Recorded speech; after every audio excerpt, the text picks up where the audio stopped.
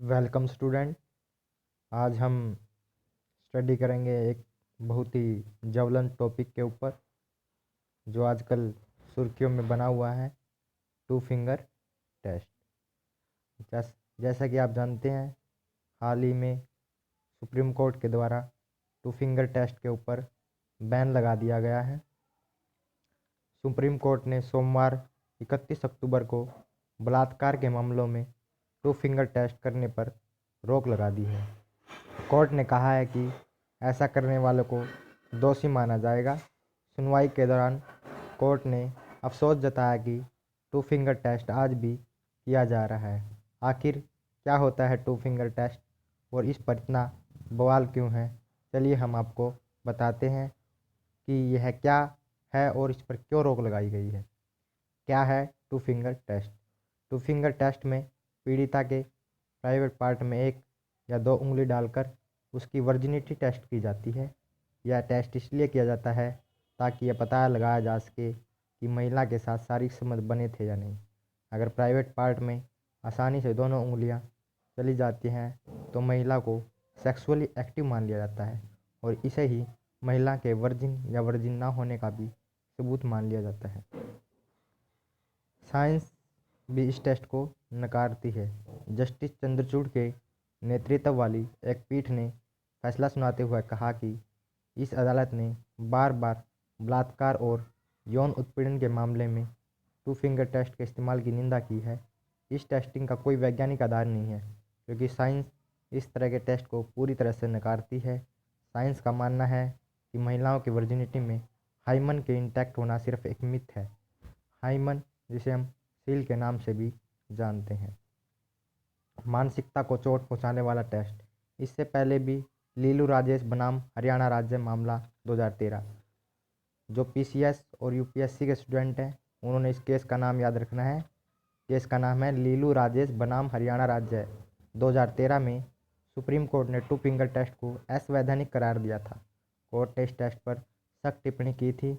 इसे रेप पीड़िता की निजता और उसके सम्मान का हनन करने वाला करार दिया था।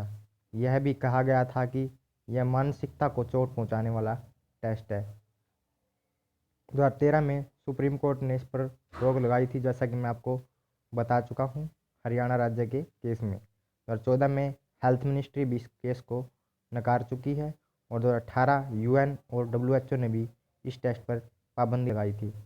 2013 में भारत में बैन हुआ था two finger test. Supreme court ने टू फिंगर टेस्ट बंद करने के निर्देश दिए थे। टेस्ट के नतीजों को काल्पनिक और निजी राय बताया था। 2014 में हेल्थ मिनिस्ट्री जारी कर चुकी है इस पर गाइडलाइन। इसके बाद भी कई राज्यों में धड़ल्ले से हो रहा है यह टेस्ट। कोर्ट के मुताबिक ये राइट टू प्राइवेसी का भी उल्लंघन है। टू फिंगर टेस्ट क्या है पहले ही बता चुके हैं और क्यों करते हैं। डॉक्टर महिला के प्राइवेट पार्ट में उंगली डालते हैं। ऐसा महिलाओं की योनि के बाहर एक पतली झिल्ली को जांचने के लिए किया जाता है। इस पतली झिल्ली को हाइमन के नाम से भी जाना जाता है और हिंदी में हम इसे सील के नाम से जानते हैं। इसके जरिए प्राइवेट पार्ट के मांसपेशियों के लचीलेपन और पतली झिल्ली को जांचा जाता है। इससे सिर्फ सेक्सुअली एक्टिव होने या न होने का ही पता चलता है। इससे साबित नहीं होता कि ज़बरदस्ती संबंध बनाए गए हैं। जैसा कि आप चित्र के माध्यम से टू फिंगर टेस्ट को देख सकते हैं, कैसे यह डॉक्टरों के द्वारा टू फिंगर टेस्ट किया जाता है और सिर्फ इससे यही पता लगाया जाता है कि उसके हाइमन मजबूत है या लचीला है। अगर हाइमन मजबूत है तो यह मान लिया जाता है कि वह पहले सेक्सुअल संबंध नहीं किए हुई। अगर झिल्ली या हाइमन नाजुक मिलता है तो इससे यह निष्कर्ष निकाला जाता है कि वह पहले भी सेक्सुअली एक्टिव रह चुकी है। अब हम प्रॉब्लम की तरफ ध्यान न देते हुए इसके सॉल्यूशन पर ध्यान देंगे कि इसके लिए क्या सॉल्यूशन हो सकता है। होना यह चाहिए कि मेडिकल जांच की नई प्रक्रियाओं का पता लगाया जाना चाहिए। विभिन्न देशों की कार्यपद्धति को समझा जाए। जैसे अमेरिका में सेक्सुअल असोल्ट नर्स एग्जामिनर्स यानी सेन होती हैं। सेन ऐसी नर्सें होती हैं जिन्हें रेप सर्वाइवर्स के टेस्ट करने के लिए खास ट्रेनिंग दी जाती है।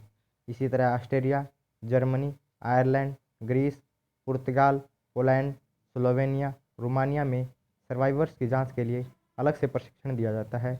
आयरलैंड में सेक्सुअल असोल्ट ट्रीटमेंट यूनिट्स हैं। ऑस्ट्रेलिया, लग्जमबर्ग, जर्मनी में चोट वगैरह के फोटोग्राफी सबूत भी रखे जाते हैं। तो हमें चाहिए कि हम भी मेडिकल फील्ड में इन तकनीकों की तरफ आगे बढ़े और इस तरह के टेस्ट जो रेप पीड़िता के मानसिकता और उसकी निजता को उल्लंघन करता है उसको भारत में अवैध किया जाना चाहिए। धन्यवाद। Thanks for watching. आशा करता हूँ आपको 2 फिंगर टेस्ट के बारे में सभी जानकारी पता लग गई होगी।